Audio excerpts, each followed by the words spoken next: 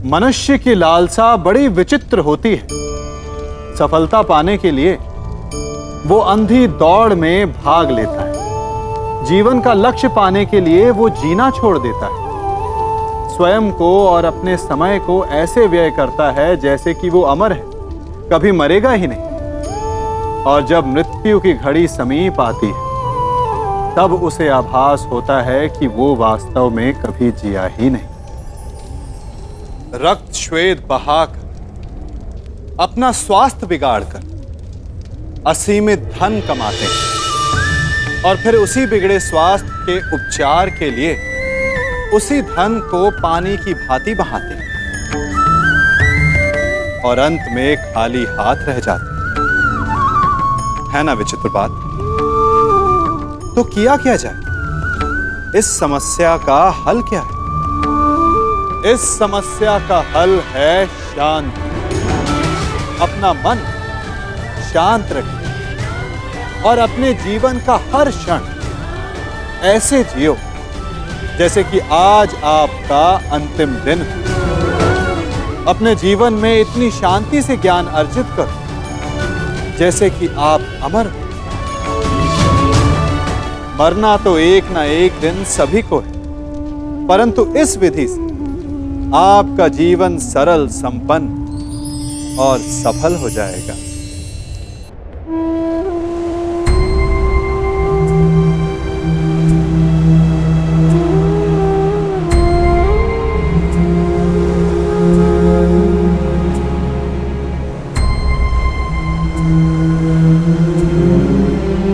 क्या तुम भी मुझसे कुछ मांगने आई हो सुप्रिया? जो मैं आपसे मांगना चाहती हूँ वो आप मुझे नहीं दे सकते अंगराज। क्या चाहिए तुम्हें? एक माता अपने पुत्र का जीवन मांगती है। मेरे पुत्र रुसेन का जीवन मांगती हूँ मैं आपसे। दे सकते हैं? नहीं ना, क्योंकि इतने बड़े दानवीर भी नहीं हैं आप अंगराज। इसलिए अनुमति मांगने आई, जाने की अनुमति। मुझे समय चाहिए तब तक जब तक मुझे आपको देखकर मेरे पुत्र की याद आनी बंद हो जाए।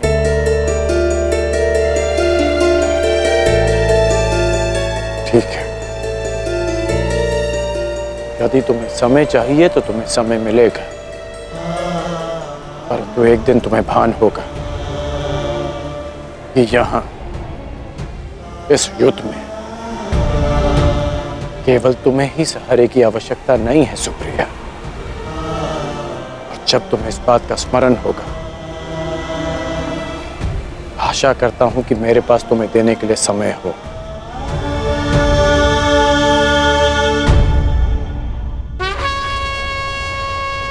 युद्ध का 11वां दिन।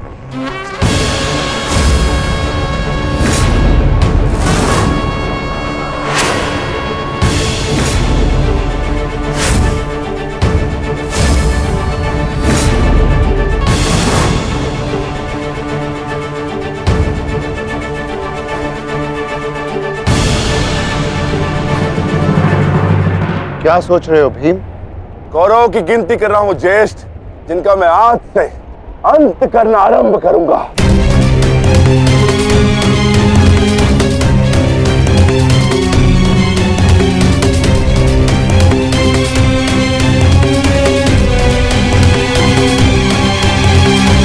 कौन का है? आचार्य द्रोण, युद्ध आरंभ होने वाला है, परंतु मित्र कर्ण कहां रह गया? कहां है वो?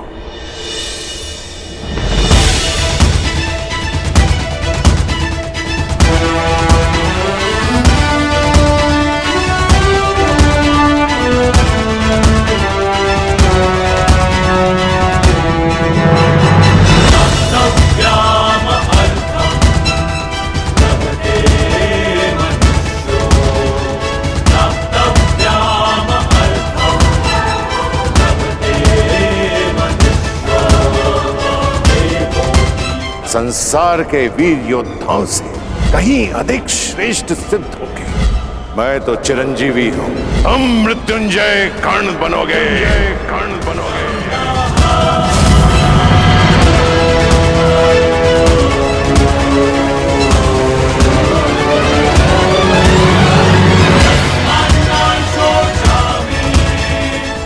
कल से यह रणभूमि तुम्हारे सामर्थ्य और पराक्रम की साक्षी बनेगी।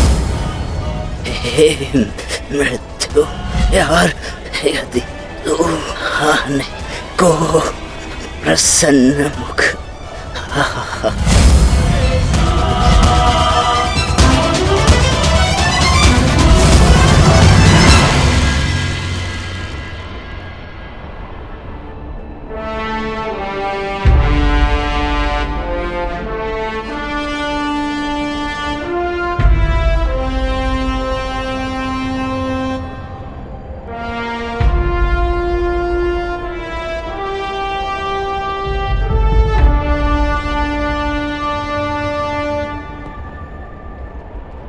दिव्य दृष्टि से बाण शक्ति से जीते ये सारा रण, शांत चित्त धरे आत्मबल भरे जीते हर बाधा गढ़। छूट ना पाए लक्ष्य हो जाए सूक्ष्म सा छुपा होकर, मित्र वेग है सूर्य तेज है कवच चढ़ा इसके तन।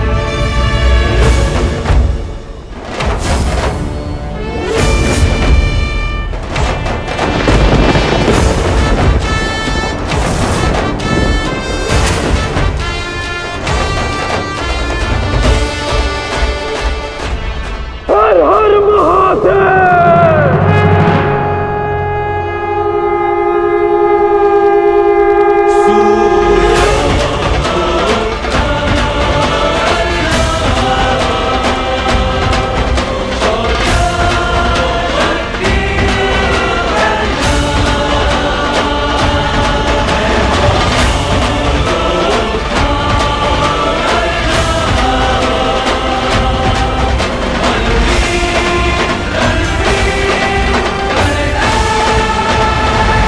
आक्रमण! आक्रमण!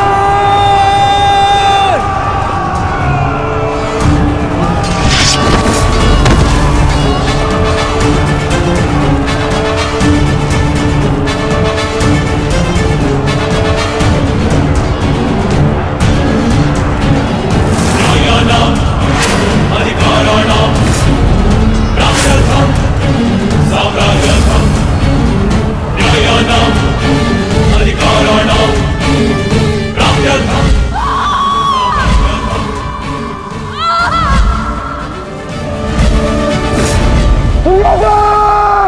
मैं तुम्हें आज नहीं छोड़ूंगा। आओ नकुल, व्यू का घेरा मत तोड़ाओ। ठहरो नकुल, ठहरो। सहदेव, हमें नकुल की सहायता के लिए उसके पीछे जाना होगा अभी।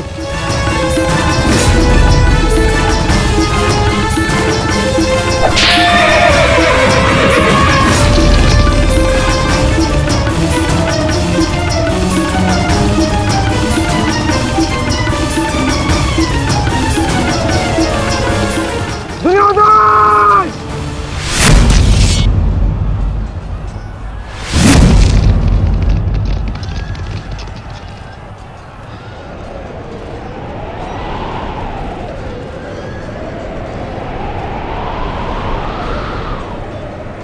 कुरुक्षेत्र की इस युद्ध भूमि में तुम्हारा स्वागत है, महारथी कर्ण।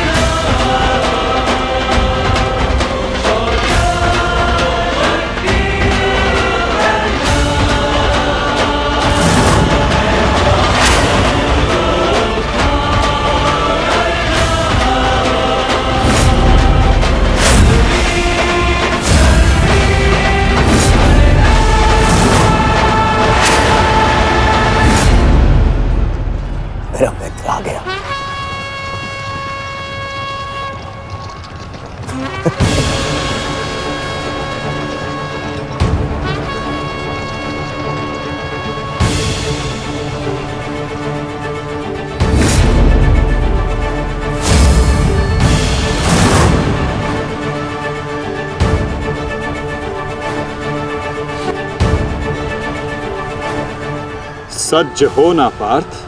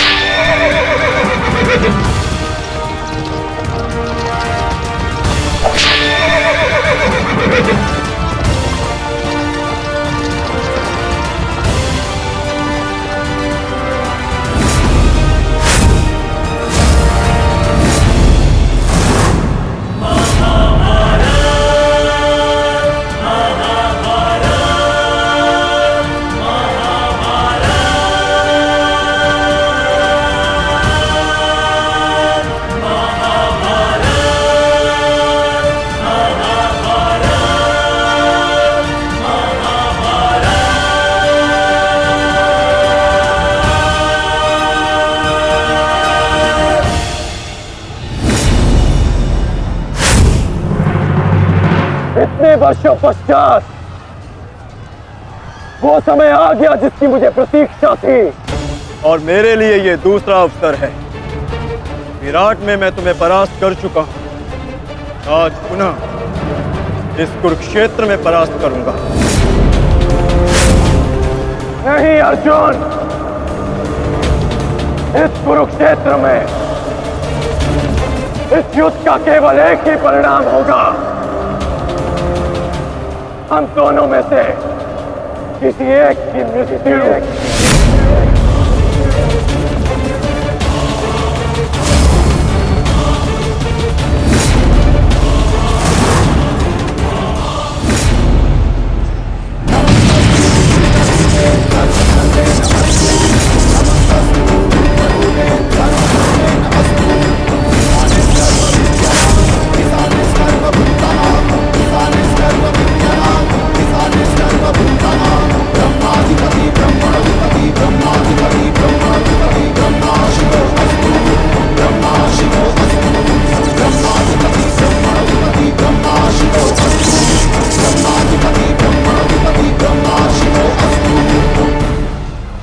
देवराज इंद्र की अमोघ वाष्पी शक्ति।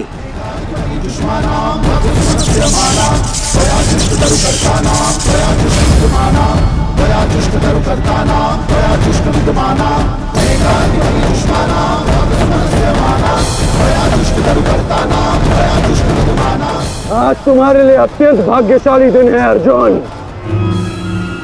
कि मैं तुम्हारे पिता के दिए गए अस्त्र से तुम्हारा ही वध करूंगा। सावधान अर्जुन!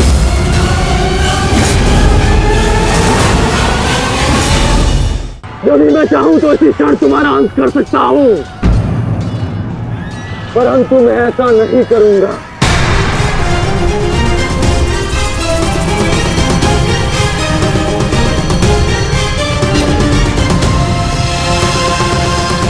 क्योंकि यदि मैंने ऐसा किया तो एक प्रश्न सदा के लिए अनुत्तरित रह जाएगा कि हम दोनों में से कुशल योद्धा कौन है।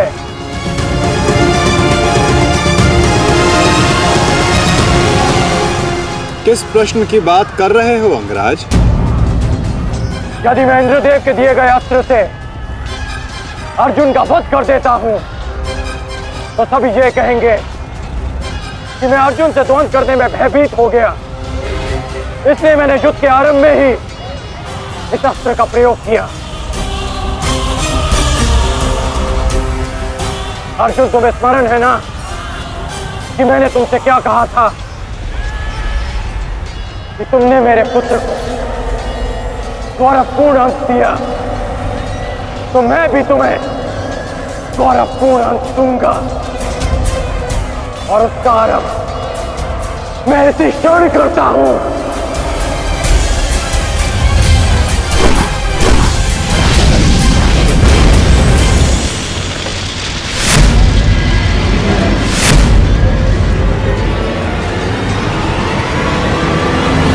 तुम्हें जिस अस्त्र का प्रयोग मुझ पर करना है तुम कर सकते हो कर्ण, क्योंकि मुझे स्वयं के सामर्थ्य पर पूर्ण विश्वास है।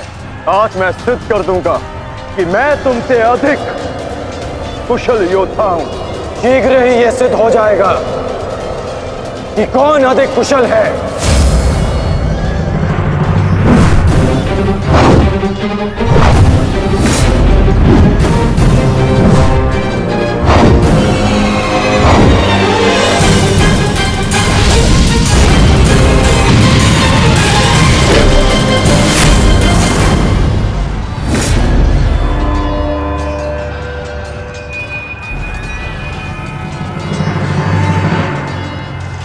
सावधान पार्थ, तुम्हारे समक्ष तुम्हारा सबसे कुशल प्रतिद्वंदी खड़ा है।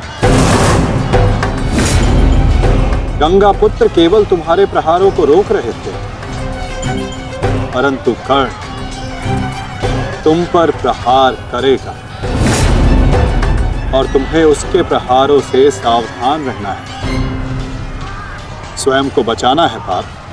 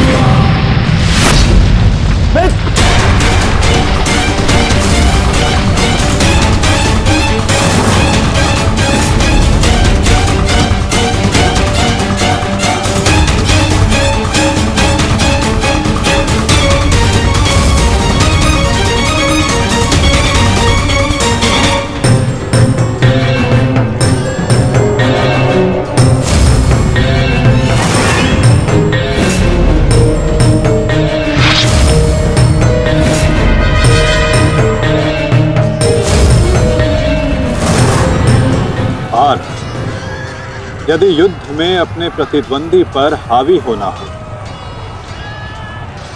तो अपने क्रोध को स्वयं पर हावी होने मत दो।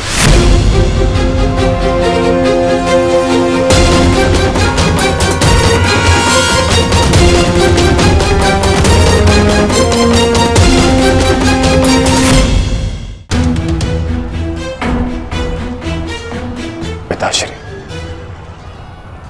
आपके इस पुत्र को किसी दिव्य कवच की आवश्यकता नहीं है।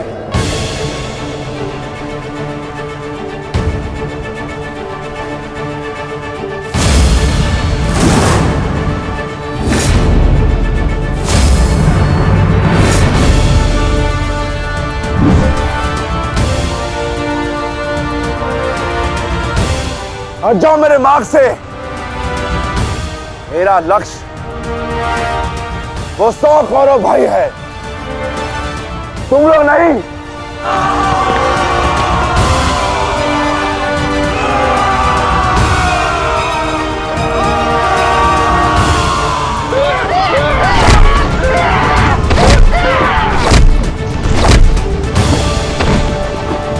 दुर्योधन, हमें शीघ्र अतिशीघ्र भीम को खोजना होगा, क्योंकि वो अवश्य तुम्हारे भाइयों का संहार करने का प्रयत्न करेगा। दुर्योधन, ठीक है मामाश्री।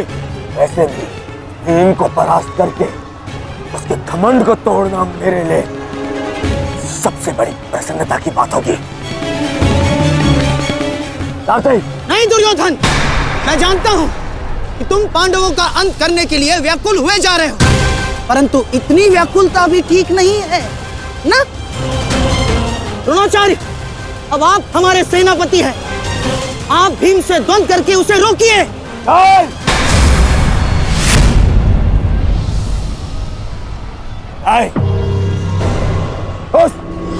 उस भीम के लिए मैं ही पर्याप्त हूं और किसी को उसके लिए जाने की आवश्यकता नहीं है।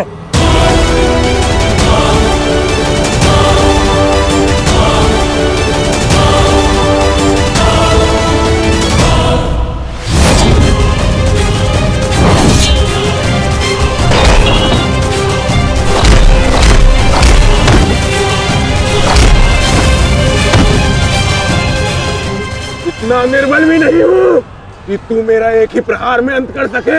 तुम्हें ऐसा लगता है कि मैं तुमसे अधिक शक्तिशाली हूं, तो जाओ, जाकर अपने भाइयों को अपने मृत्यु के लिए आमंत्रित करो। जाओ।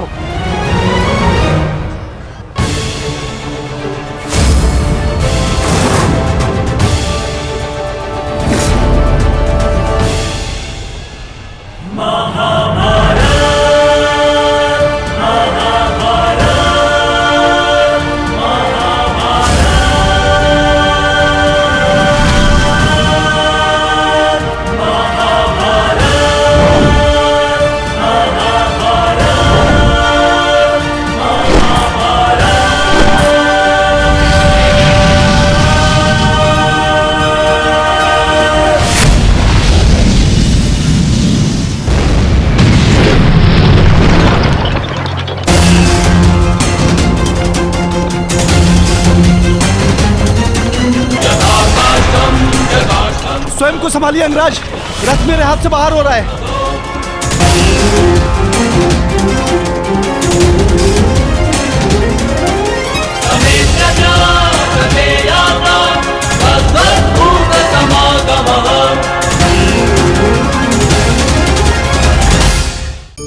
कल मुझे व्यापार में बहुत हानि हुई, कहीं भविष्य में फिर से हानि तो नहीं होगी? मनुष्य भी अपने जीवन में विभिन्न प्रकार के चिंतन करता है। जो बीत गया उसके विषय में रोता है और आने वाले कल अपने भविष्य से भयभीत रहता है। क्या आप भी कहीं इसी प्रकार के चिंतन में डूबे तो नहीं रहते?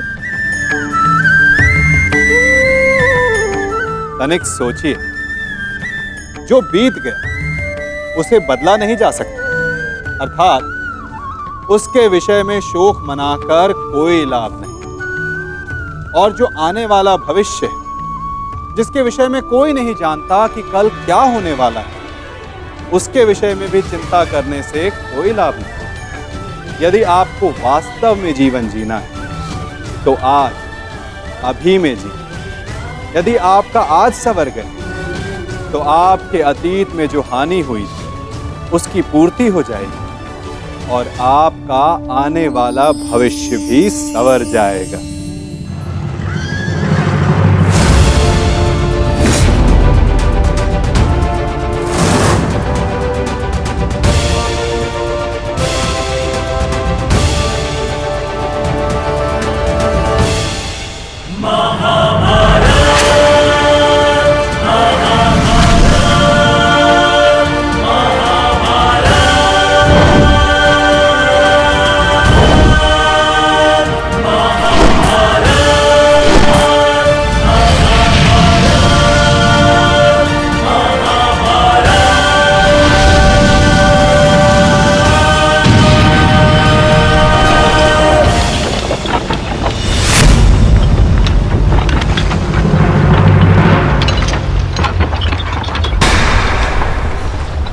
संभालिए अंगराज, रथ मेरे पास से बाहर हो रहा है।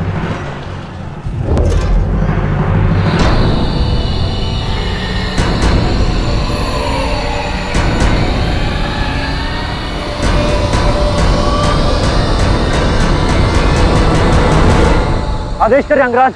जब परिस्थिति पीछे ढकेले तो मनुष्य को आगे बढ़ परिस्थिति को पीछे ढकेल देना चाहिए।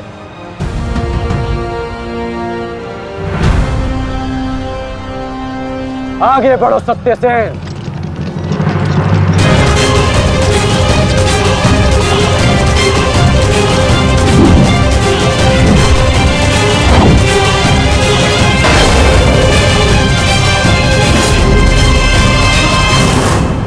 पिछली बार वो भाग्यशाली निकला, परंतु हर बार उसका भाग्य उसका साथ नहीं देगा। आचार्य, मैं जाके उस भीम को संभालता हूं, आप यहां रुक के सेना का नेतृत्व की। चलो साथी।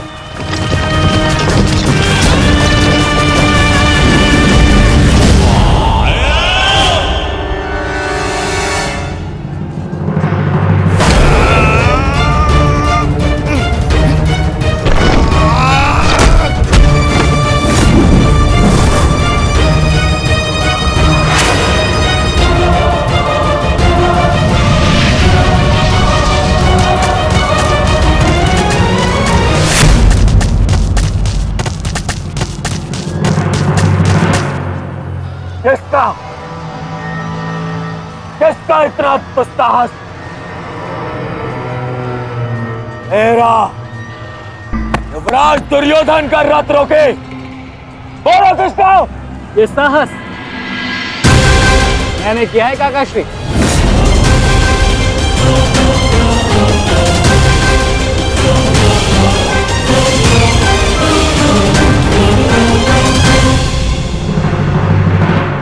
अब बताओ गदाधारी भीम, हम पांचों के साथ युद्ध करने में तुम्हें कहीं भय तो नहीं लग रहा है?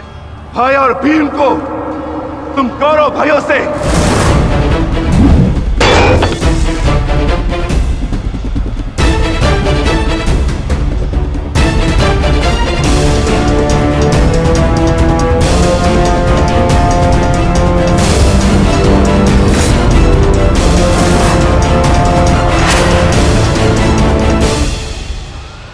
अब आपके पास दो ही मार्ग हैं, द्वंद्व कीजिए या समर्पण। जाओ बालक, जाओ जाओ, जाके कहीं और खेलो। मैं दुर्योधन हूं, दुर्योधन। मेरे साथ द्वंद्व करना भारी पड़ेगा तुम्हें।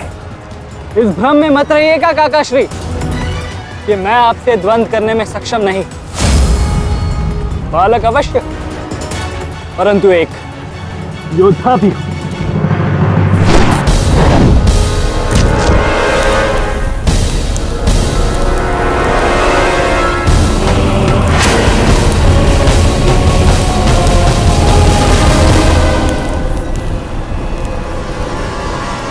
उत्तम,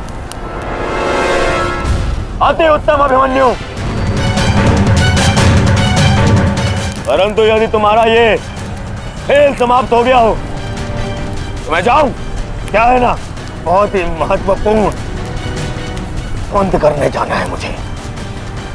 तुम्हारे लिए समय नहीं है मेरे पास अलग। परंतु द्वंद्व में आगे जाने का अब एक ही विकल्प है काकाश्री, कि आप मेरी चुनौती स्वीकार करें और मुझसे द्वंद्व करें।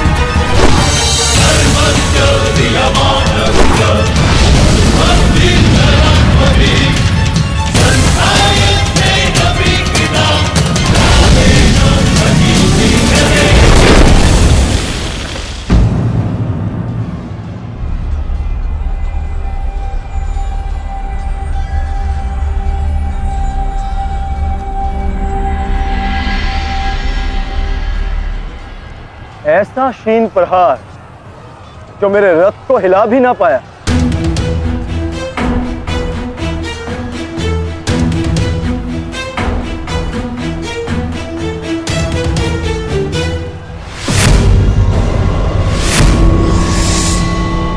अच्छा, तो सब घेर कर प्रहार करोगे? करो करो अपनी मंशा पूरी।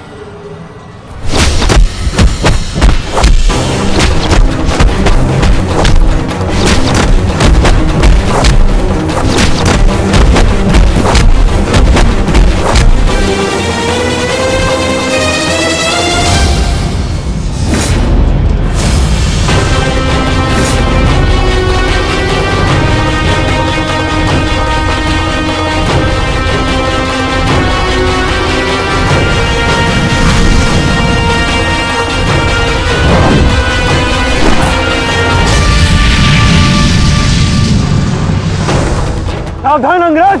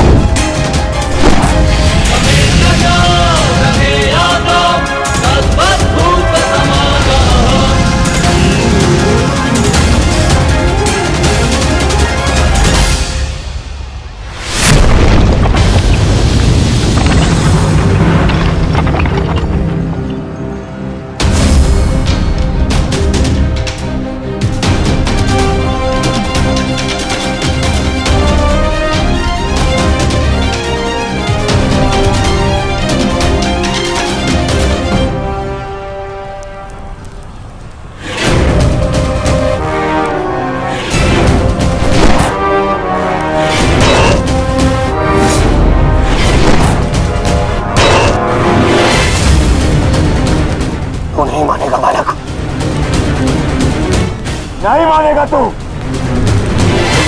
तो ठीक है, मेरे हाथों मृत्यु को प्राप्त होने के लिए तत्पर हो जा।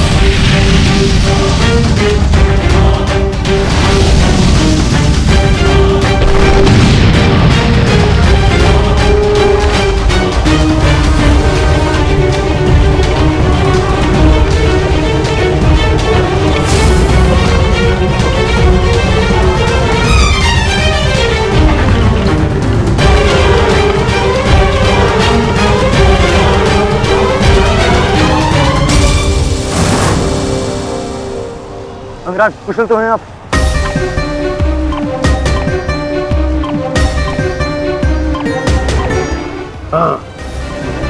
परंतु अगर ऐसे ही चलता रहा तो शीघ्र ही अर्जुन हमें इस कुरुक्षेत्र से बाहर निकाल देगा। क्या करें अंगराज?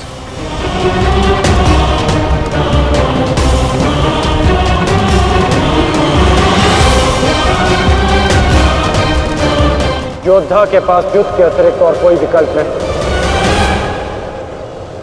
आगे बढ़ो सत्यसेन।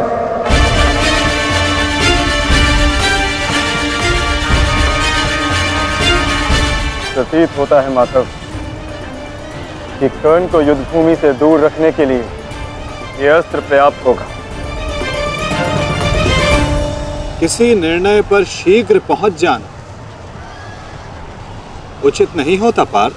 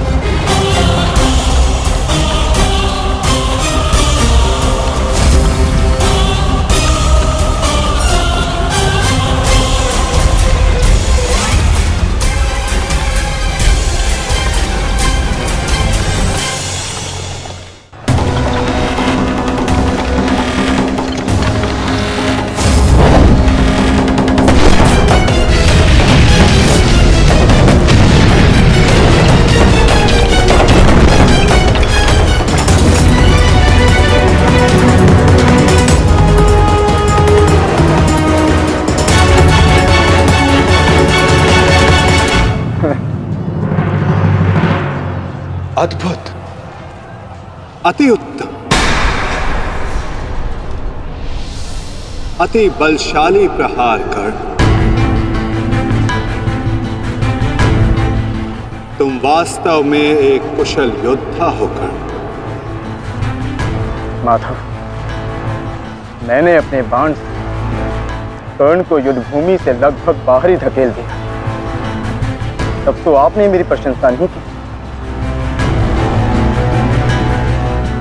कर्ण के प्रहार से हमारा रथ तनिक क्या कांपा, आप उसकी प्रशंसा ही किए जा रहे हैं, क्यों? शत्रु हो या मित्र,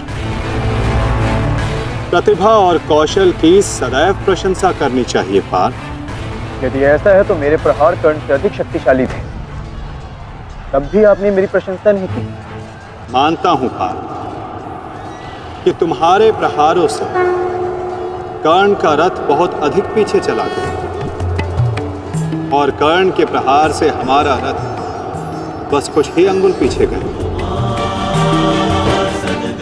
परंतु तुम ये मत भूलो पार्थ कि कर्ण के रथ पर बैठा सारथी एक सामान्य मनुष्य है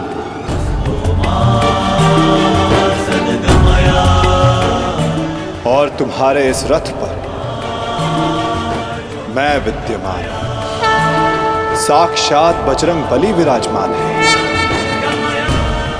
संपूर्ण ब्रह्मांड का भार है इस रथ पर और अपने प्रहार से इस रथ को पीछे धकेल देना बड़े कौशल की बात है पार्थ।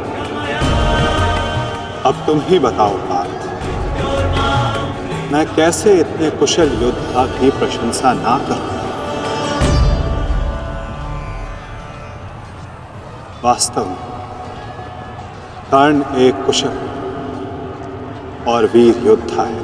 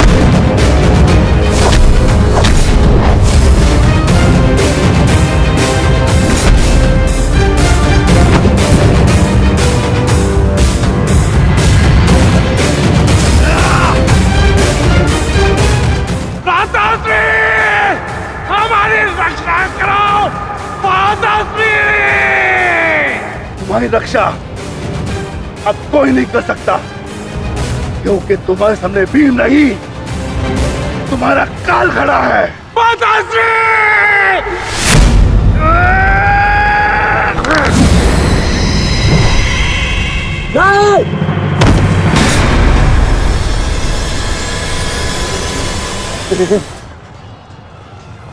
तूने क्या किया?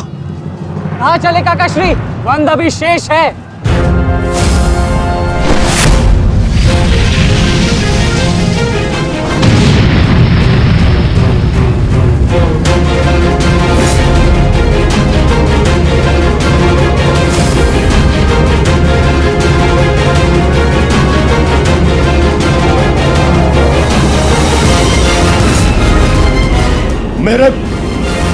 मेरे मार्ग में मत आ बालक, हट जाओ।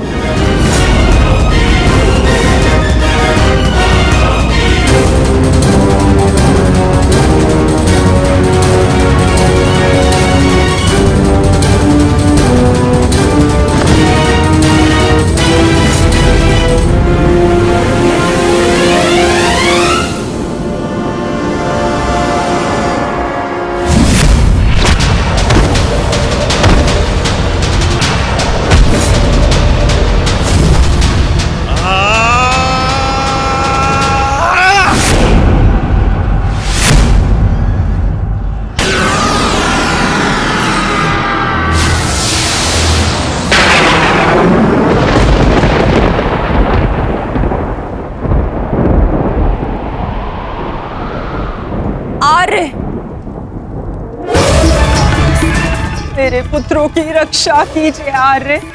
उनकी सुरक्षा के संकेत मेरे जलाए दीपकों की लौ डगमगा रही है। मेरा हृदय बहुत व्याकुल हो रहा है स्वामी। ये अवश्य ही कोई अपशगुन है।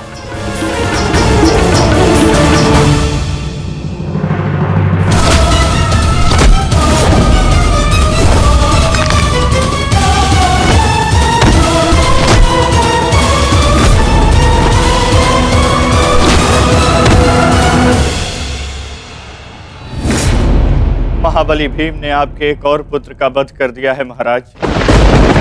कह दीजिए संजय से कि ये सत्य नहीं है।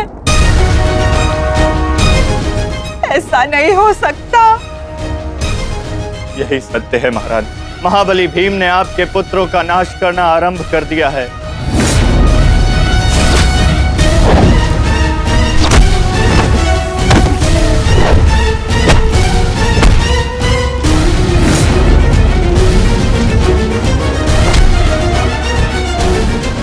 ये क्या किया तुमने भीम? ये क्या किया? सामर्थ्य है तो आकर मुझसे लड़। मेरे भाइयों का रथ क्यों मार रहा है?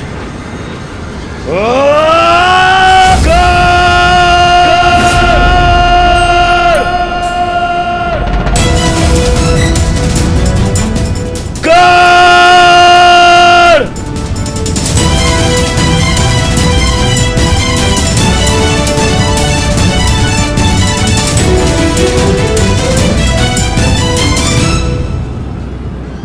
कायर की भांति क्या भाग रहे हो? साहस है तो युद्ध करो कर्ण।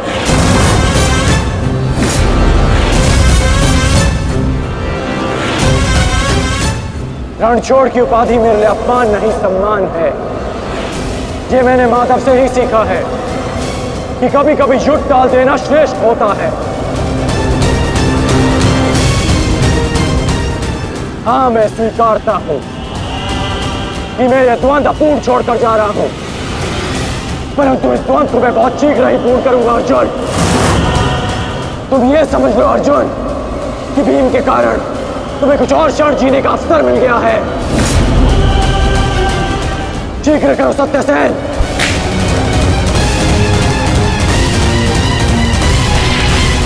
सावधान कर्ण।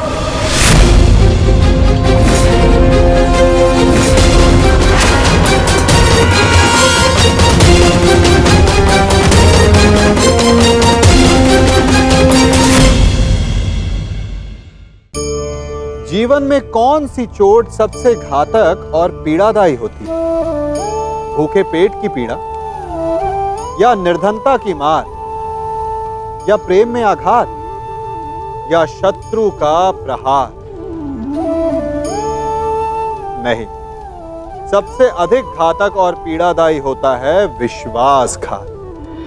और विचित्र बात यह है कि जितनी हानि, जितनी पीड़ा उसको पहुंचती है जिसके साथ विश्वासघात हुआ है, उससे कहीं अधिक हानि और पीड़ा उसको पहुंचती है जिसने विश्वासघात किया है। कारण, भले एक बार के लिए विश्वासघाती को क्षमा कर भी दिया जाए, परंतु दोबारा भूल कर भी उस पर कोई मूर्ख भी विश्वास नहीं करेगा। विचारिए, विश्वास जीवन की आस होती है, और एक विश्वासघाती न केवल दूसरों के जीवन में, अपितु स्वयं के जीवन में भी विष का वास कर लेता है। सावधान कर।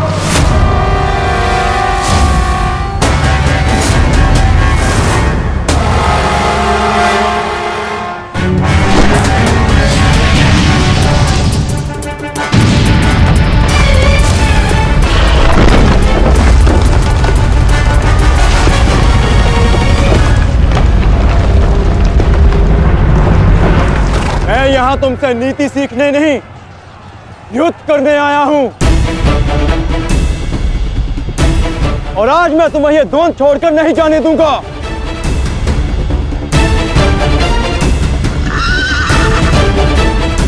अब क्या करें अंगराज? हमारा रास्ता फंस गया है और इसे यहाँ से हिलाना भी संभव नहीं। कैसे बढ़ेंगे हम आगे? हमें किसी भी परिस्थिति में यहाँ से निकलना होगा, अन्यथा भीम वहां अनर्थ कर देगा।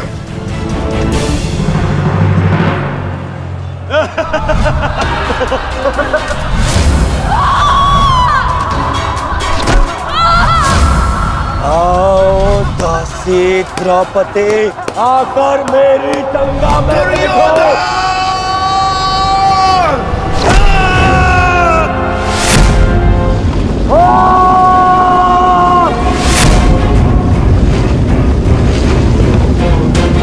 क्यों?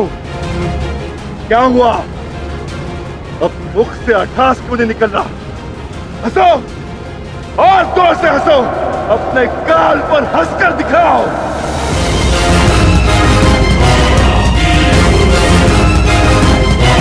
सैनिकों,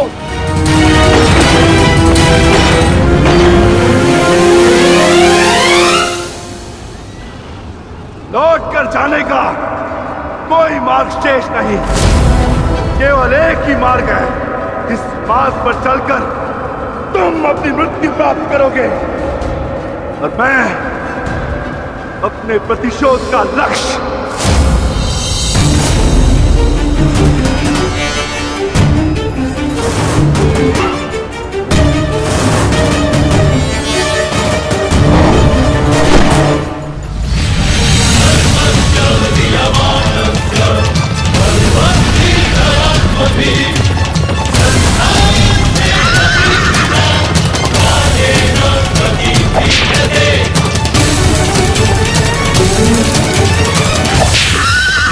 दुर्योधन से बहुत ही कुशल सारथी हैं अंगराज। अर्जुन को इस प्रकार नहीं रोक पाएंगे आप। अब एक ही उपाय है।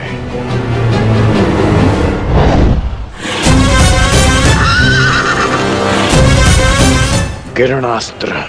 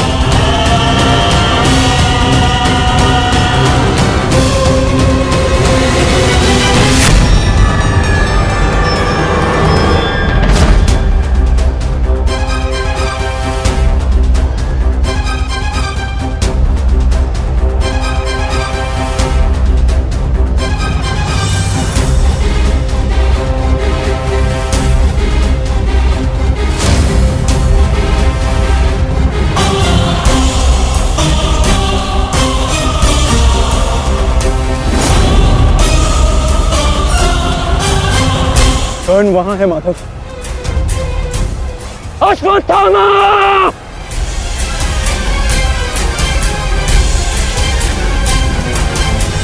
सावधान अर्जुन!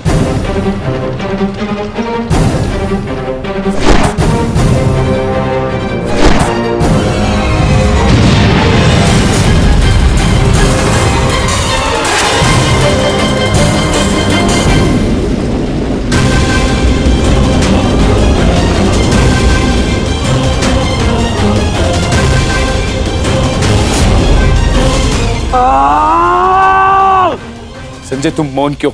मेरा पुत्र दुर्योधन कहाँ है? युवराज दुर्योधन अभिमन्यु के द्वारा बनाए गए भंवर में अभी भी फंसे हुए हैं महाराज। और भीम?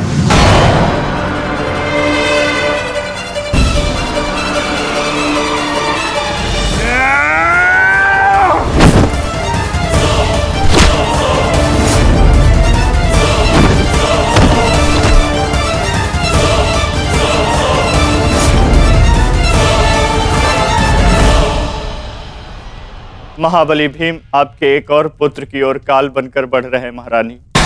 संजय, इतनी निष्ठुरता से तुम ये समाचार कैसे दे सकते हो संजय? कैसे?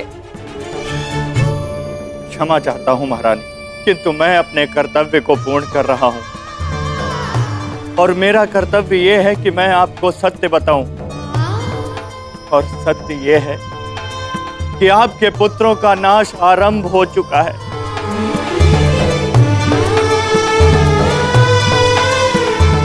नहीं, जब तक महारथी कर्ण युद्ध में उपस्थित है, कौरव वंश का अंत असंभव है।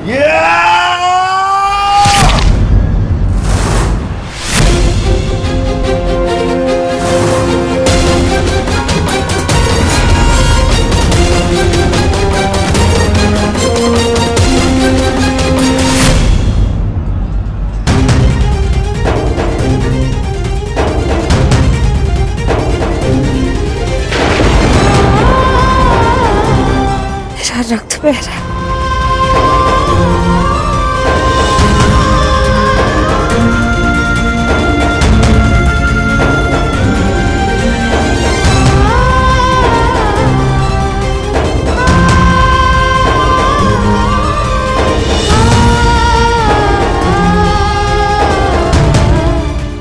युद्ध में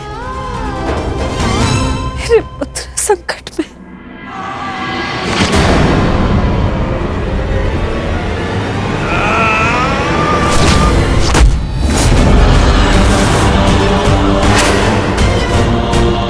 मैं तुम्हें चेतावनी दे रहा हूं कर्ण कि तुम मेरे और कौरव के मध्य मत आओ, क्योंकि तुम मेरा आखेट नहीं, तुम अर्जुन का लक्ष्य हो।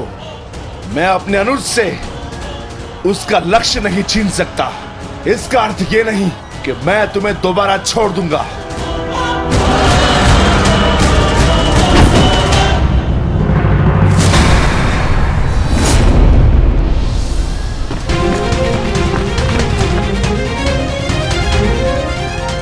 विकोदर भीम। रक्त एक क्षण के लिए ऐसा लगा कि मेरा रक्त है, परंतु नहीं, ये रक्त तुम्हारा है। रक्त का रंग तो एक ही है हमारा, एक क्षण के लिए ही सही। तुमने इसे अपना रक्त समझा, इसीलिए तुम मेरे मानस अनुज हुए, और तुमसे ज्येष्ठ होने के नाते मैं तुम्हें समझा रहा हूं। बस कर्ण बस, एक और शब्द नहीं। इतना दुस्साहस दुर्योधन के फेंके गए ग्रास पर पलने वाले सूतपुत्र स्वयं को मेरा भाई कहने की उदंडता दिखा रहा है। अंतिम चेतावनी दे रहा हूं, हट जाओ मेरे मार्ग से। युद्ध का मार्ग मैंने स्वयं चुना है और इसे मैं नहीं छोड़ने वाला।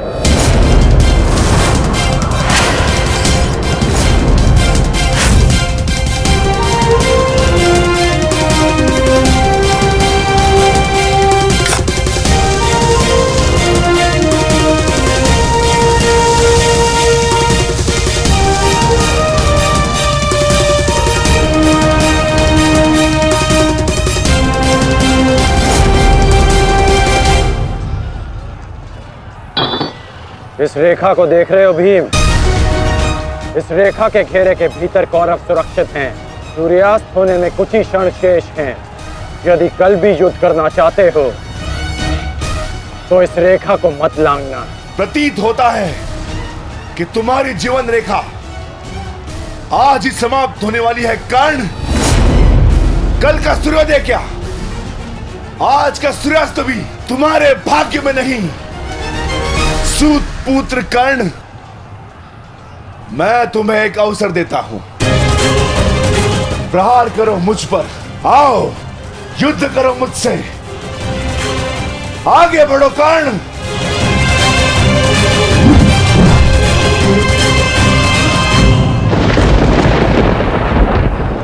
मैं वचन देता हूं कि अर्जुन के अतिरिक्त आपके किसी पुत्र का वध नहीं करूंगा मैं।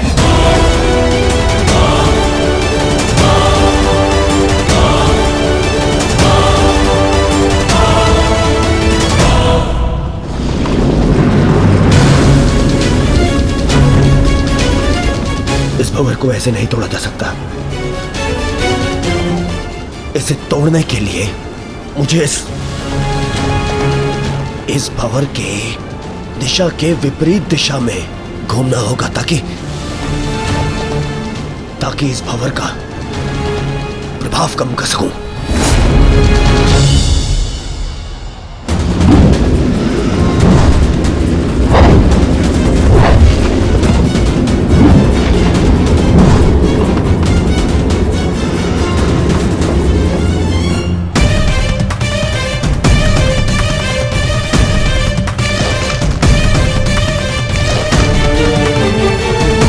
क्या हुआ कायर?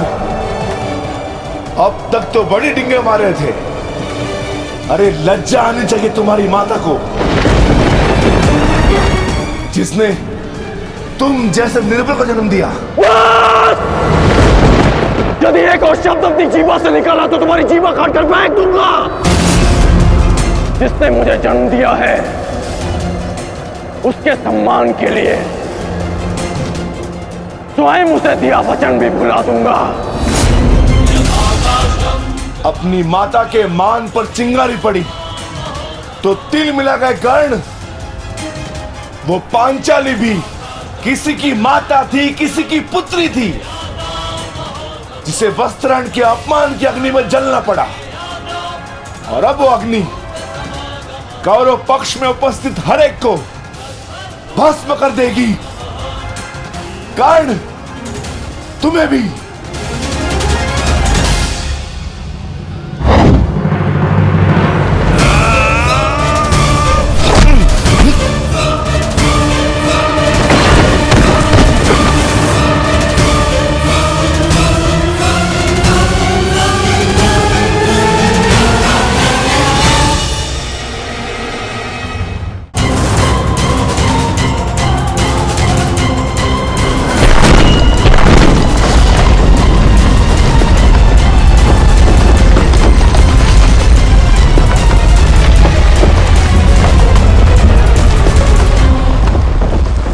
एक महत्वपूर्ण सूचना है कौंते।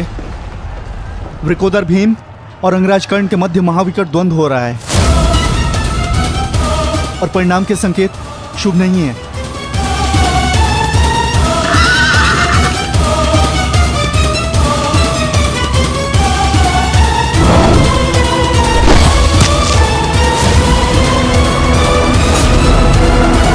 माता, रथ को भ्राता भीम की ओर ले चलो।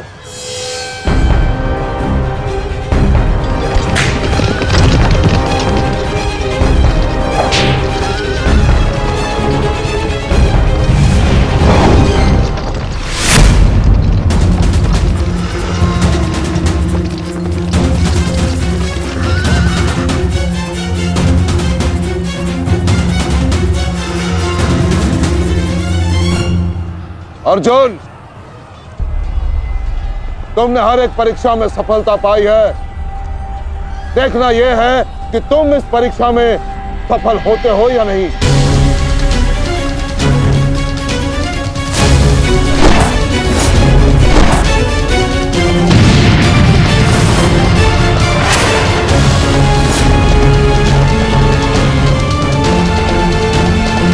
कृष्णदेव, रथ अर्जुन की ओर से चारों द्रोण का ध्यान हटाओ। सारथी, आगे बढ़ो।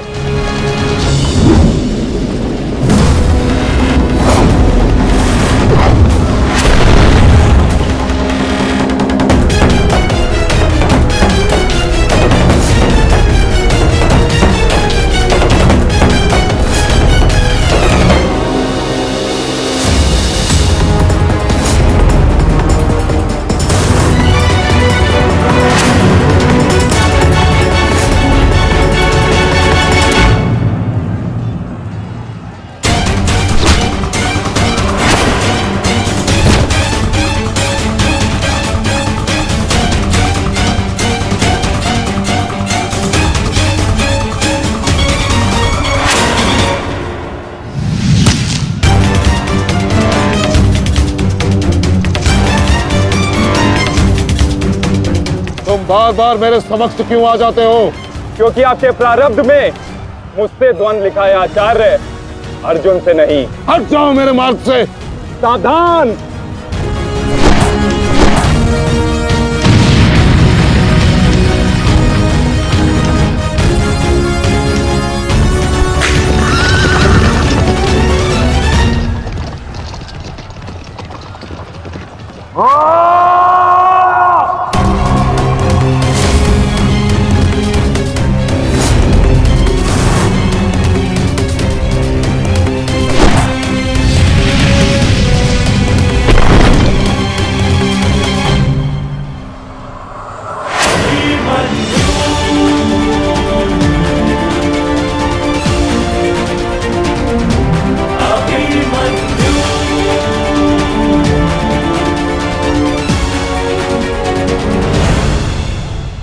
प्रणाम काका श्री। विचित्र बात है ना कि प्रत्येक बार आप मुझसे युद्ध बीच में छोड़कर ही चले जाते हैं। मूर्ख! आज मैं तुम्हें और इस द्वंद्व को समाप्त करके ही जाऊंगा।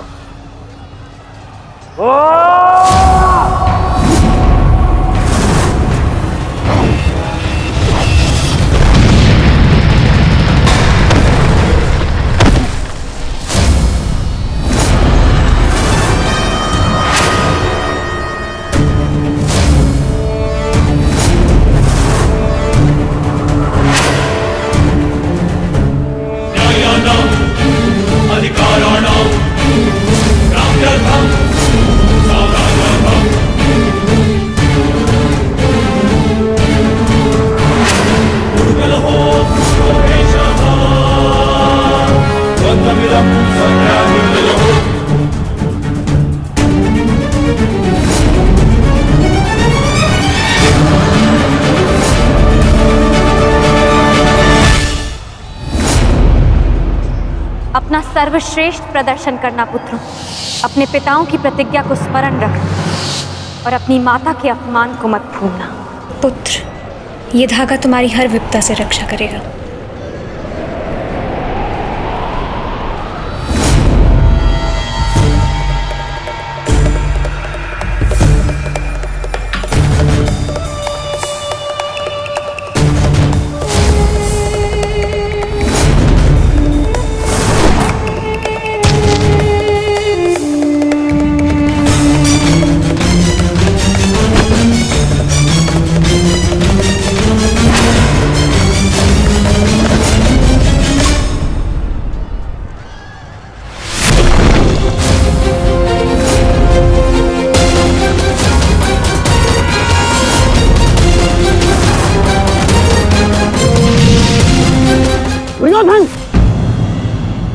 बालक के साथ बचकाना खेल बंद करो।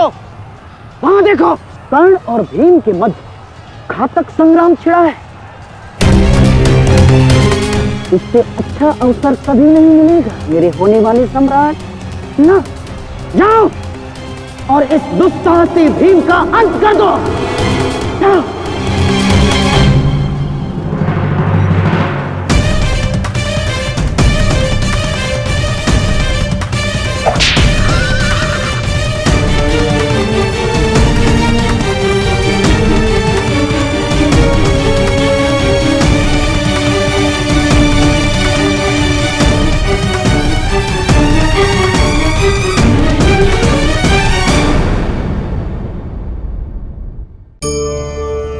जीवन में हम सबसे अधिक किससे बचकर रहते हैं, किससे चिढ़ते हैं?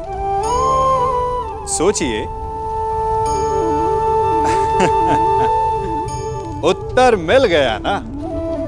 हम उससे चिढ़ते हैं जो हमसे चिढ़ता है, जो हमारी निंदा करता है। हम उससे बचकर रहते हैं, दूर रहते हैं। हमें लगता है कि वो व्यक्ति हर स्थान पर हमें नीचा दिखाएगा, हमारा अपमान करवाएगा। परंतु तनिक सोचिए, क्या एक निंदक से दूर रहना उचित है? नहीं। एक निंदक के जितना समीप रहो उतना ही श्रेयस्कर है। हमारे मित्र हमारी कमियों को छिपाते हैं, हमारी भूलों को दबाते हैं, परंतु एक निंदक हमारी कमियां हमारे समक्ष लाता है, हमें हमारे वास्तविक रूप से अवगत करवाता है। अपनी कमियों को समझकर हम उन्हें सुधार सकते हैं, अपने व्यक्तित्व को संवार सकते हैं। इसलिए निंदक के लिए अपने मन में बैर नहीं, सम्मान और धन्यवाद का भाव होना चाहिए।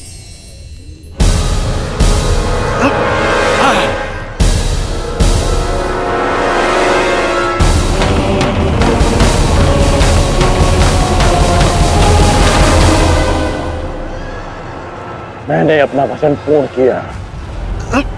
तुम ये रेखा पार नहीं कर पाए, आज तुम किसी और को का वध नहीं कर पाओगे। बोलो ना सही, मैं तुम्हारा वध कर दूंगा। उसका अवसर कभी और ढूंढना भी, क्योंकि सूर्यास्त हो चुका है।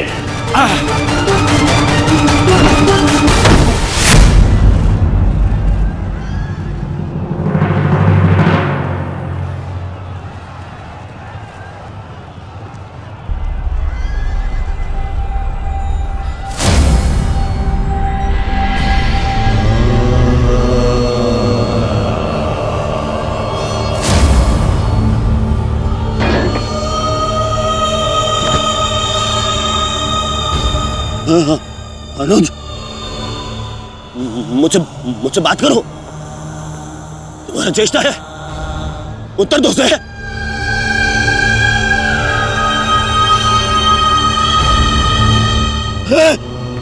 अनुज, अनुज उत्तर दो। ये क्या हो गया? तुम सबने कभी अपने देश की बात का उल्लंघन नहीं किया, तो आज ये उदंडता क्यों? उठो, उत्तर दो। उठो।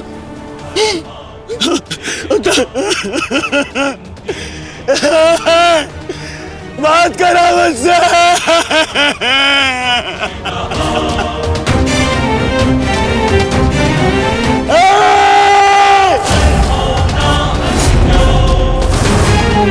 क्या किया भीम? ये क्या किया तुमने? केवल कहने को ज्येष्ठ भ्राता था मैं पिता से अधिक इन्होंने मुझे सम्मान दिया है। ये चाहते थे कि अपने कंधे पर उठाकर मुझे सम्राट के सिंहासन तक लेके जाएंगे। बस तुमने मुझे विवश कर दिया। मैं इनकी अर्थी को कंधा दूं।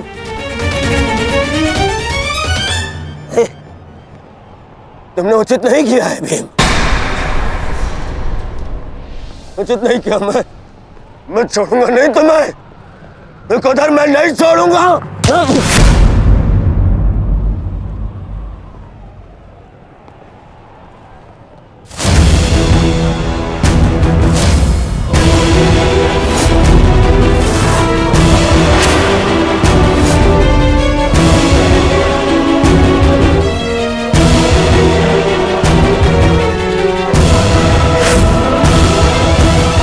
शांत युवराज, युद्ध के नियम के अनुसार आज का युद्ध संपन्न हुआ और इस समय प्रहार करना वर्जित है। पर प्रतिकार करना नहीं आता है। प्रतिकार नहीं। पांडुपुत्र!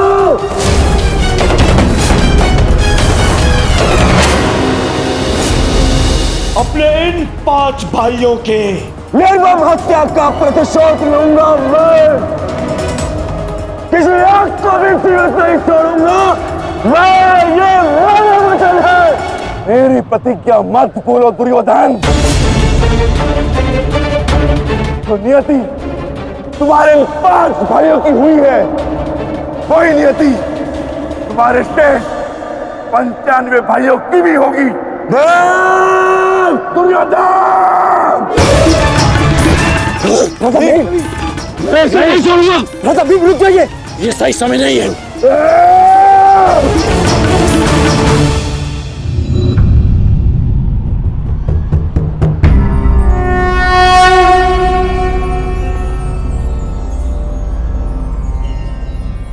श्रेष्ठ यही होगा कि दोनों पक्ष अपने नियमों को स्मरण रखें।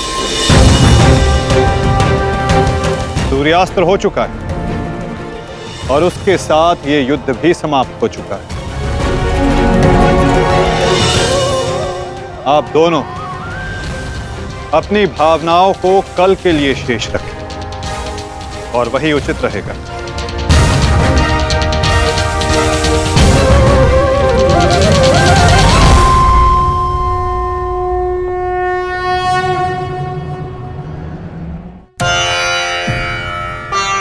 मैं आपको पुनः लौटा रही हूँ महादेव।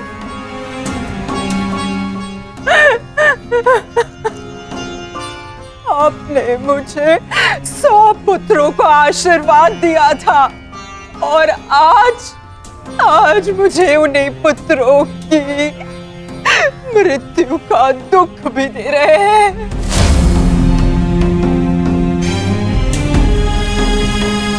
विलाप ना करो गांधारी। युद्ध में मृत्यु होना निश्चित है। कभी स्वयं के पक्ष के योद्धाओं की और कभी विरोधी पक्ष की। ईश्वर को दोष मत दो। ईश्वर का धन्यवाद करो कि तुम्हारे पुत्रों को वीर गति प्राप्त हुई है। आपके मन को समझाने के लिए ये तर्क पर्याप्त हो सकता है आर्य, परंतु मैं क्या करूं? मैं तो एक माता हूं ना। मेरे तप के बदले महादेव ने मुझे ये आशीर्वाद दिया था, तो फिर ये मेरे तप का फल मुझसे कैसे छीन सकते हैं? कैसे आर्य? पूछिए इनसे, इन्होंने ये अनर्थ क्यों होने दिया? जो पहले मुस्कान दी तो फिर बाद में आंखों में अश्रु भर दिए।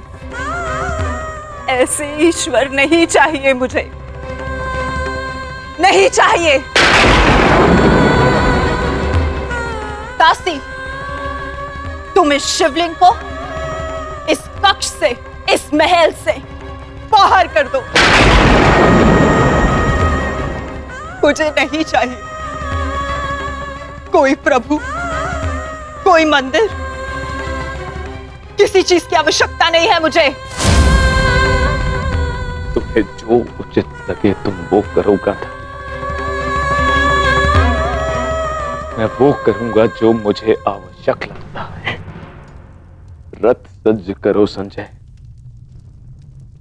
मैं इसी क्षण कुरुक्षेत्र जाऊंगा।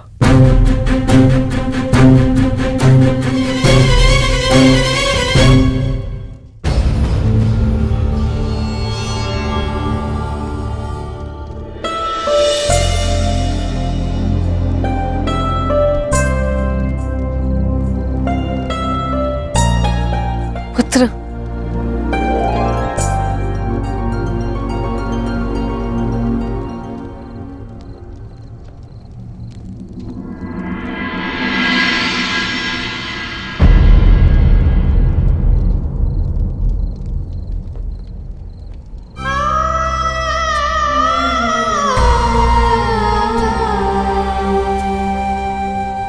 युद्ध में योद्धा को घाव लगना सामान्य बात है।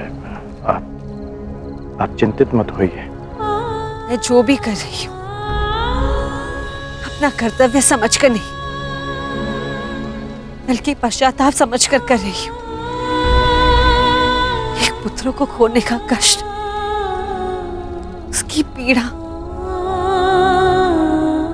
एक माता ही समझ सकती है।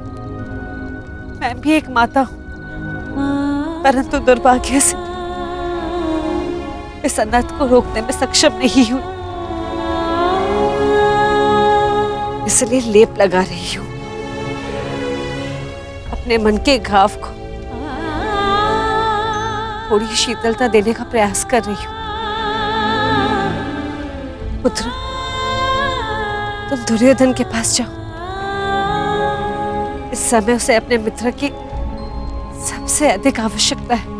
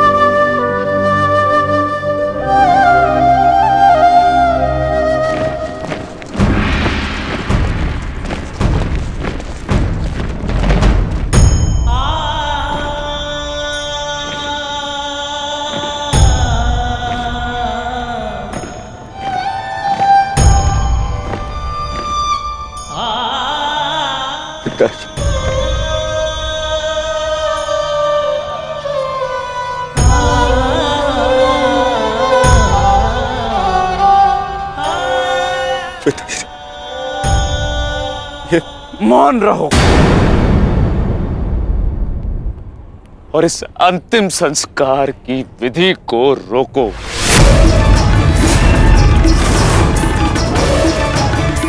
मेरे पुत्रों का अंतिम संस्कार नहीं होगा।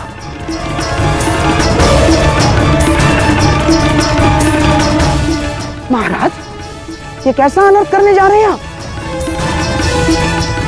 देखिए, इस संसार में आने वाले का और इस संसार से जाने वाले का संस्कार अत्यावश्यक होता है, अन्यथा इनकी आत्माओं को कैसे मुक्ति मिलेगी? क्या कर रहे हैं आप?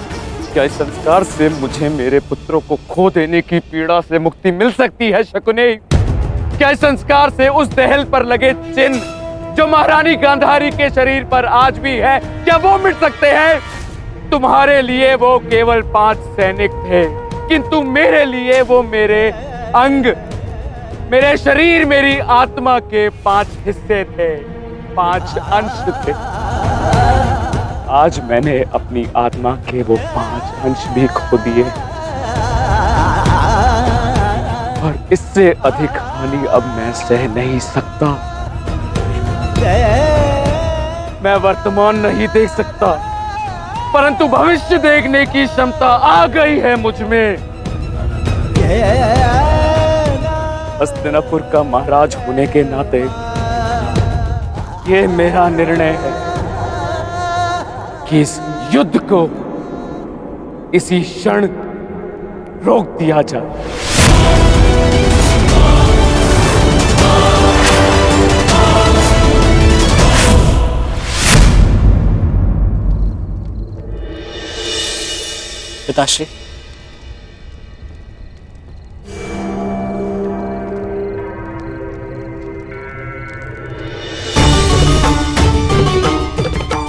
ये किसके लिए? आपके लिए पिताश्री। आज आपको अंगराज कर्ण के 2 बाण लगे थे ना,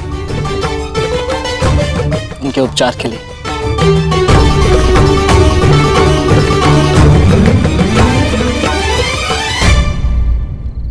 मुझसे अधिक घाव तो तुम्हें लगे हैं पुत्र। मैंने सुना तुम्हारे और दुर्योधन के मध्य हुए द्वंद्व के विषय में। तुम्हें ऐसा नहीं करना चाहिए था अभिमन्यु। दुर्योधन एक दुर्जय योद्धा है, शक्ति में, अनुभव में तुमसे कहीं अधिक। तुम्हें सावधान रहना चाहिए। पिताश्री उचित कह रहे हैं आर्य।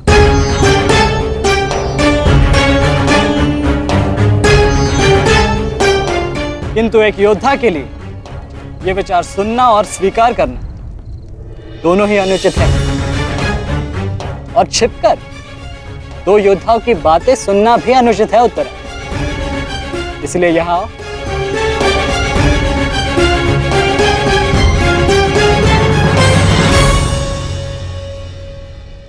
आप ही बताइए पिताश्री, क्या एक पत्नी का अपने पति के लिए चिंता करना अनुचित है? आप कहते हैं तो ये मान जाते हैं, और मैं कहूं तो ये मुझ पे बरस पड़ते हैं।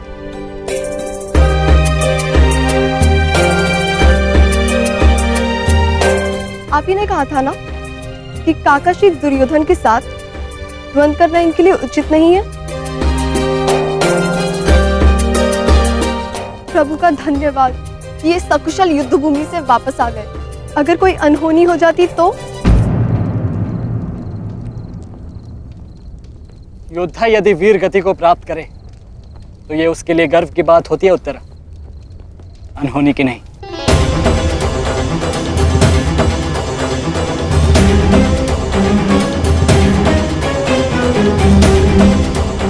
मुझे तुम्हारे साहस और कौशल पर गर्व है पुत्र, परंतु उत्तरा का कहना भी अनुचित नहीं है। प्रत्येक पत्नी को अपने पति की चिंता होती है। उत्तरा केवल तुम्हें सुरक्षित देखना चाहती है पुत्र। और मैं हस्तिनापुर के मधांध युवराज का अहंकार तोड़ना चाहता हूं पिताश्री। जब भी रणभूमि में मेरी दृष्टि उन पर पड़ती है तो मेरे कानों में माता द्रौपदी की करुण पुकार गूंजने लगती है, और फिर मैं स्वयं को रोक नहीं पाता। तो आप दोनों पूर्णतः निश्चिंत रहिए।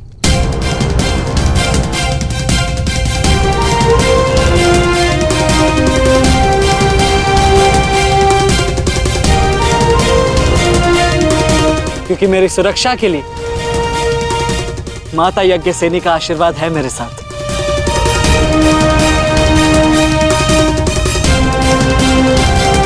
और जब तक ये मेरे साथ है मुझे कुछ नहीं हो सकता।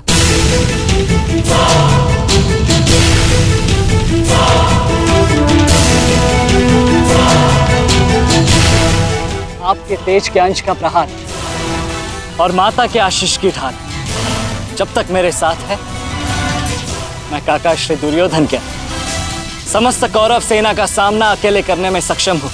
मुझे उन पांडवों से अब विजय नहीं चाहिए। अब मुझे उनसे अपने इन भ्राताओं के मृत्यु का प्रतिशोध चाहिए।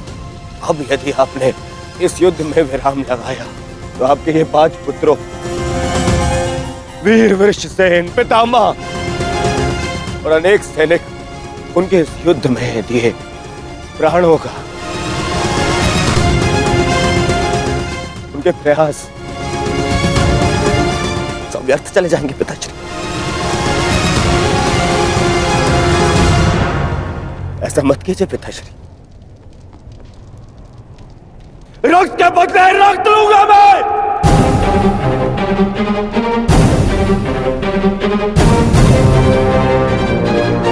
अपने अपने अपने अपने पुत्र को है, वो पांडव अपने पुत्र को के और हम तुझे पाएंगे पिताश्री। मूर्खतापूर्ण बातें मत करो दुर्योधन। पितामह और अपने भाइयों के परिणाम से आने वाले भयानक भविष्य के संकेत को समझो। तुम्हारे होते हुए, गुरु द्रोण के होते हुए, कर्ण के होते हुए मेरे 5 पुत्रों को निर्दयता से मार दिया गया। पुत्रों को खोकर मैंने युद्ध जीत भी लिया, तो भी ये पिता हारा हुआ ही कहलाएगा पुत्र। अब और विनाश मैं नहीं सह सकता।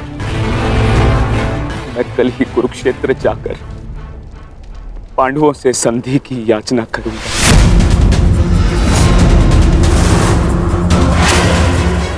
पांडवों से अपने पुत्रों के प्राणों की रक्षा की याचना करूंगा मैं,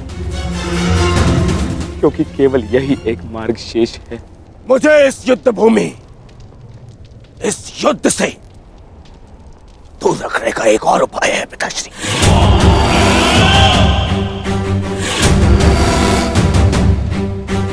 एक और उपाय है।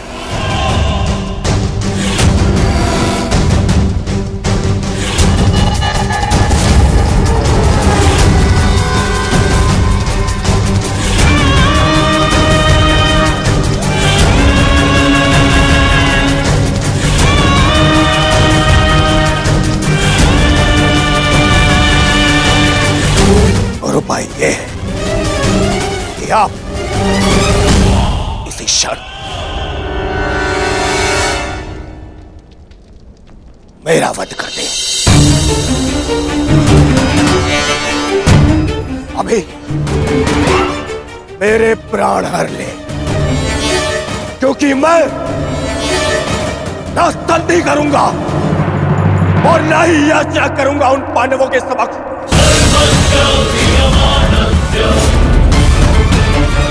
उठाइए इस तलवार को और वध कर दीजिए अपने इस एक पुत्र का। अपने इस एक पुत्र का वध करके बचा लीजिए अपने शेष 94 पुत्र। 94 पुत्र।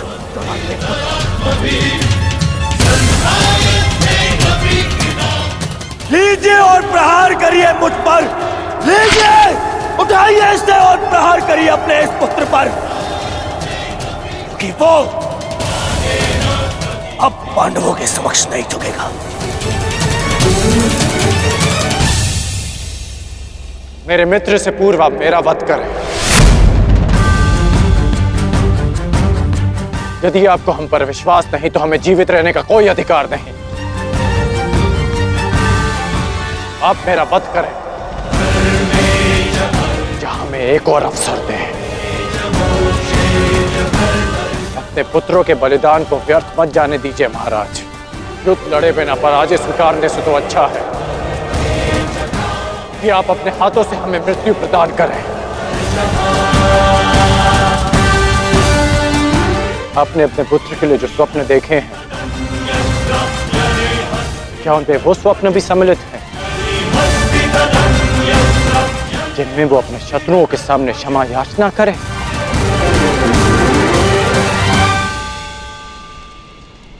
जिसके शीश पर आप सदा सम्राट का मुकुट देखना चाहते हैं, क्या उसके पैरों में बेड़ियां देख पाएंगे आप? यदि हां, तो आप मुझे मृत्यु प्रदान करें, और यदि ना, तो आप मुझे एक अवसर दीजिए। आप हमारे महाराज हैं, हम सब आपके आदेश के अधीन हैं, किंतु आपका ये आदेश हस्तिनापुर और समस्त कौरव वंश के आत्मसम्मान को सदा के लिए नष्ट कर देगा।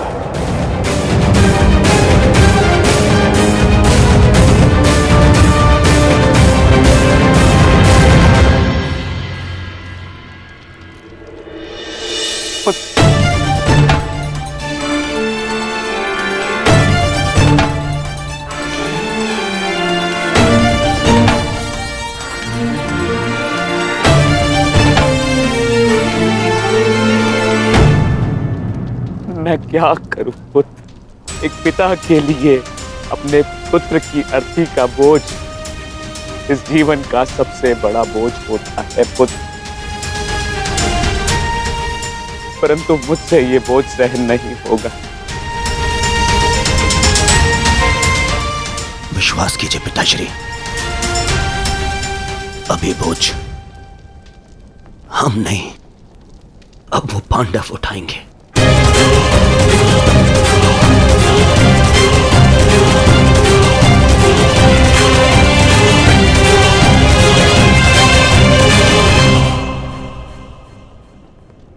आइए पिताश्री, मेरे वीर भ्राताओं को ससम्मान विदा करें।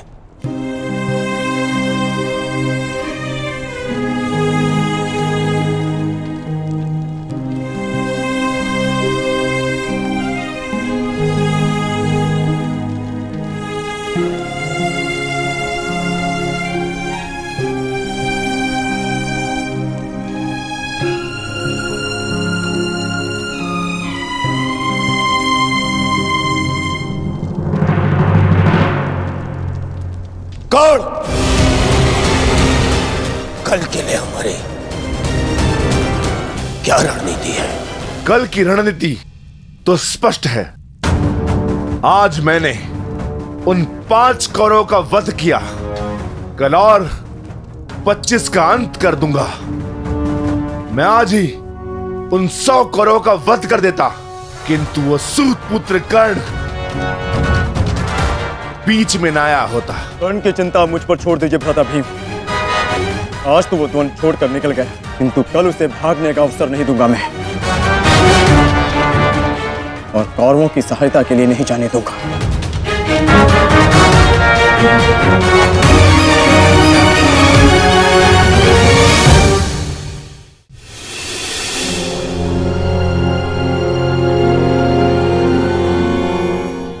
महाभारत का 12वां दिन है कल,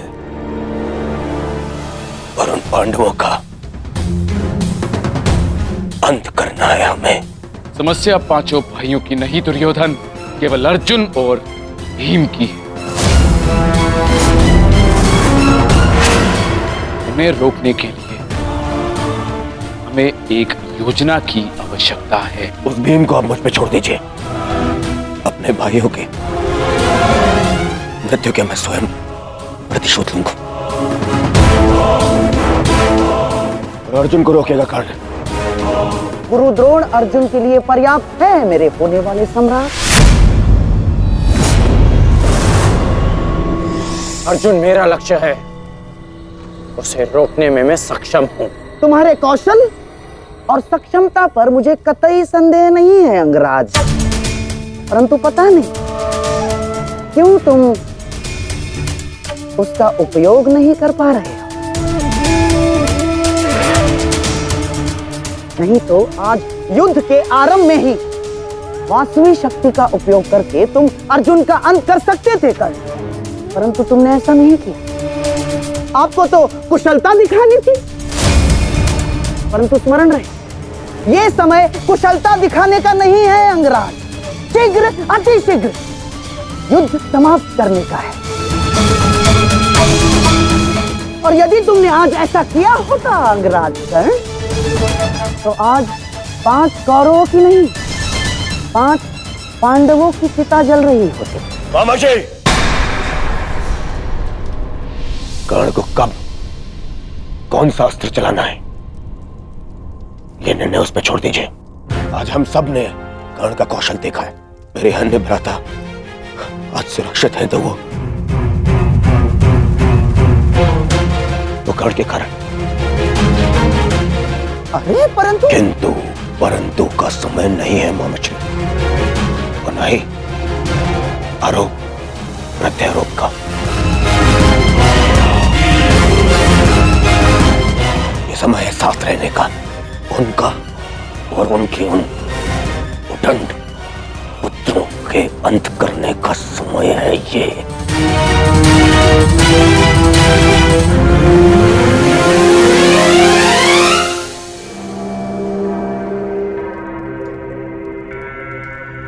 क्या हुआ माधव? आप इतने अशांत प्रतीत क्यों हो रहे?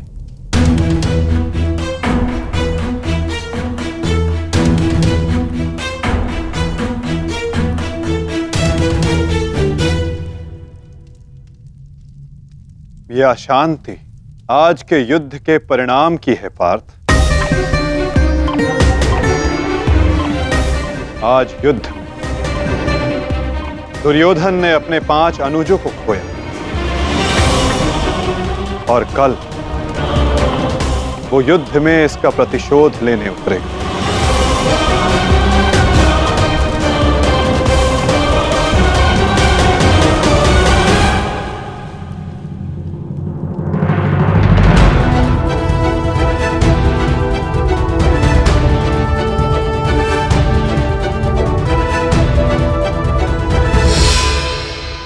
आचार्य की व्यूह रचना तुम सुन चुके हो मित्र, तो तुम्हारे मन में कोई विचार है? यदि सेनापति द्रोणाचार्य आज्ञा दें तो मेरे पास एक योजना है। अवश्य कहो अंगराज।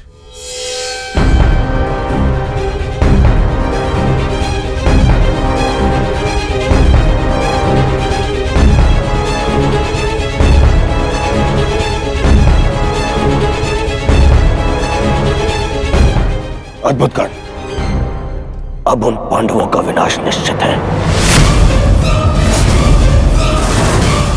अब उन पांडवों से मैं अपने भ्राताओं की मृत्यु का प्रतिशोध अवश्य लूंगा।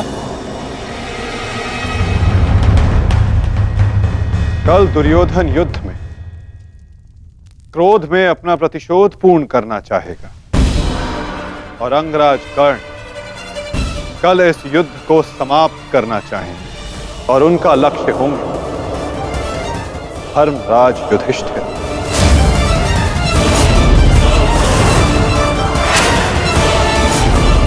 और हम सब का लक्ष्य होगा कौरवों की रणनीति को तोड़ देना।